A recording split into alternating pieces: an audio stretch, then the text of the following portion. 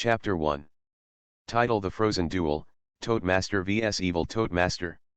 As the snow whirled around them, Totemaster and Evil Totemaster faced each other on the icy terrain of Antarctica. Both were masters of the ancient art of totem magic, but they wielded it with very different intentions. Totemaster had devoted his life to the protection of the natural world and all its inhabitants. He used his magic to heal the sick, protect the weak, and preserve the delicate balance of nature. Evil Totemaster, on the other hand, saw the power of totem magic as a means to his own ends. He used it to dominate and control those around him, seeking to bend the world to his will. "Hello, Totemaster," Evil Totemaster sneered. "I've been waiting for this moment for a long time. You won't get away with your evil deeds, Evil Totemaster," Totemaster replied, his eyes glowing with the power of the totems he commanded. "Ha! You're always so predictable, Totemaster," Evil Totemaster chuckled. "But this time, things are different. This time, you won't be able to stop me." With that, Evil Totemaster raised his arms and began to conjure a powerful totem spell. Totemaster knew that he had to act quickly to stop him. With a fierce determination, he summoned his own totems and prepared to engage in a battle of magic and wills. Chapter 2. Title: Showdown on the Ice. As Totemaster and Evil Totemaster were engaged in an intense battle, the ground beneath them started to shake violently. Suddenly, a massive crack opened up, and both Totemasters were sucked into it. They fell for what felt like an eternity before landing on a strange and unfamiliar world. Totemaster looked around and realized that this world was vastly different from the one he knew. The sky was a dark red, and the landscape was filled with twisted and gnarled trees. Evil Totemaster was nowhere to be seen, but Totemaster knew that he was somewhere on this strange planet. Totemaster was determined to find Evil Totemaster and end their battle once and for all. He started to walk through the dark and twisted forest, unsure of what dangers awaited him. As he walked, he noticed that the ground was covered in a thick layer of ice, and the trees were encrusted with frost. After hours of walking, Totemaster finally saw a figure in the distance. It was Evil Totemaster, standing at the edge of a frozen lake. As Totemaster approached, Evil Totemaster turned to face him. "I see you made it, Totemaster," Evil Totemaster sneered. "Welcome to your new home." Totemaster knew that he had to defeat Evil Totemaster if he ever wanted to leave this strange and dangerous world. The two Totemasters charged towards each other, and their battle began anew. The ice beneath their feet cracked and groaned as they fought, and Totemaster could feel his strength beginning to wane. But he refused to give up. He knew that he had to keep fighting until Evil Totemaster was defeated. As their battle raged on, Totemaster could feel a strange energy building up within him. He didn't know where it was coming from, but he knew that he had to use it if he wanted to win. He focused all of his energy into one final attack, and a blast of pure energy shot out of his hands and struck Evil Totemaster. Evil Totemaster screamed in pain as he was blasted backwards, and then he disappeared into thin air. Totemaster collapsed to the ground, exhausted but victorious. As he lay there, he felt the ground beneath him start to shake again, and he realized that he was about to be transported back to his own world. With one final burst of energy, Totemaster called out to the spirits for help. And then, he was gone, leaving the strange and dangerous world behind forever. Chapter 3. Title: The Battle in the Ice. Totemaster and Evil Totemaster circled each other on the icy terrain, each one ready to strike. The wind whipped around them, and the temperature was so low that their breaths came out in visible puffs of vapor. Without warning, Evil Totemaster lunged forward, his totem pole glowing with dark energy. Totemaster was quick to react, dodging to the side and countering with a swift strike of his own totem pole. The two totems clashed, sending a shockwave through the air. The battle raged on, each totem master using their own unique powers and strategies.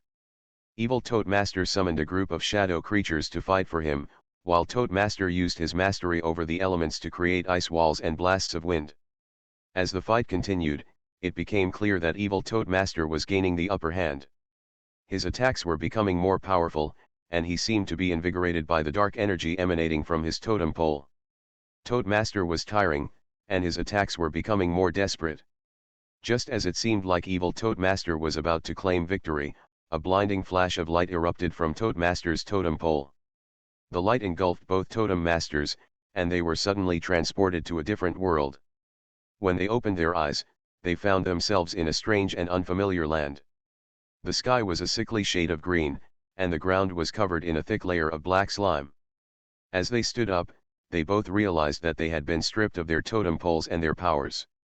Totemaster and Evil Totemaster looked at each other, both realizing that they were now stranded in this new and dangerous world, with no way to escape. They knew that they would have to work together if they had any hope of surviving and finding a way back home. But for now, they were just two lost totem masters, facing an unknown and ominous future. Chapter 4.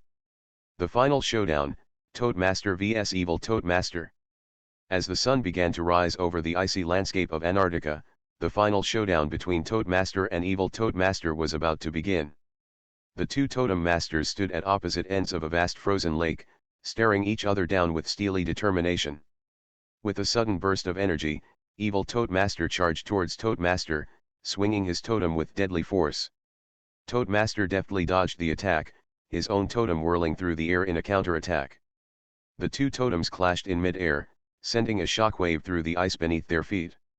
For hours they battled, their totems clashing and sparks flying in every direction. The frozen landscape around them was soon littered with deep gouges and shattered chunks of ice. As the day began to turn to dusk, Totemaster found himself on the defensive. Evil Totemaster had pushed him back to the edge of the frozen lake, his totem glowing with an ominous red light. With a final surge of power, Evil Totemaster swung his totem down towards Totemaster with all his might. But in a sudden burst of light, the ice beneath their feet gave way and both totem masters were plunged into the frigid water below. Totemaster managed to drag himself to the surface, gasping for air as he struggled to keep his head above water. But there was no sign of Evil Totemaster. Had he drowned? As Totemaster staggered back onto the ice, his heart heavy with sadness and regret, he suddenly felt a strange pulling sensation. The world around him began to spin, and then everything went black. When Totemaster awoke, he found himself in a strange and unfamiliar world. The sky was a deep shade of purple, and the air was thick with the smell of sulfur. He had no idea how he had gotten here, or how he would ever find his way back home. But one thing was certain, the battle with Evil Totemaster was over. And though Totemaster had emerged victorious, it had come at a great cost. Chapter 5, Lost in the Antarctic. Totemaster wandered through the frozen wasteland, desperately searching for a way back home. He had been separated from Evil Totemaster during their last confrontation, and now he was lost and alone in the vast expanse of the Antarctic. He trudged through the deep snow, his breath misting in the frigid air. The biting cold seeped into his bones, making him shiver uncontrollably. He scanned the horizon, hoping to see some sign of civilization or a way out of this frozen hellscape. But all he saw was endless white, stretching out to the horizon in all directions. The wind howled around him, carrying with it a symphony of creaks and groans as the ice shifted and cracked beneath his feet. Just when he thought he couldn't go on any longer, he saw a glimmer of light in the distance. He squinted, trying to make out what it was. As he drew closer, he realized it was a research station, built into the side of a rocky outcropping. Hope surged within him as he hurried towards the structure. He banged on the door, calling out for help. After a few tense moments, the door creaked open, revealing a group of scientists huddled around a fire. They were wary of the stranger at first, but Totemaster quickly explained his situation. They listened with sympathy, and one of them offered to help him find a way back home. They had a radio, and with some luck, they might be able to contact someone who could get Totemaster back where he belonged. Chapter 6, The Return Home. With the help of the scientists, Totemaster managed to contact a team of explorers who were passing through the area. They agreed to take him with them, and after a few harrowing days of travel, they finally arrived at the nearest outpost. From there, Totemaster was able to get in touch with his own people, who quickly arranged for his return home. He felt a mix of relief and sadness as he bid farewell to the scientists and explorers who had helped him on his journey. It was strange to be back in his own world after his adventure in the Antarctic. Everything looked the same, but he felt different somehow. He had faced danger and uncertainty, and come out the other side. He knew that he would never forget the lessons he had learned on his journey. As he settled back into his old routine, Totemaster felt a sense of gratitude for the experience. He had been lost and alone, but he had found his way back home. And in the process, he had discovered a newfound sense of strength and resilience that would serve him well in the future.